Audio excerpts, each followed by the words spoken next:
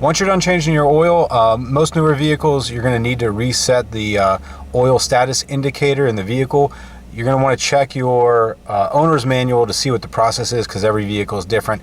This is a Ford F150, so you can see it says oil change required. I'm going to hit the OK button, and then I'm going to show you the process going through the steps here to get to that reset area and then reset it. Okay, I'm in gauge detail. I'm using the controllers on the steering wheel. I'm going to go down to settings, and then into settings, into vehicle, and then there should be, yep, oil life reset. I'm going to click set to 100%,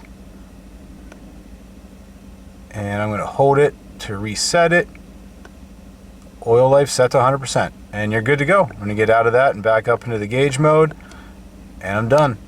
So that's how you do it. This is a 2012 F150. I believe it's 2010 through 2014 or so. Should be the same. I would assume a lot of the other F150s are about the same.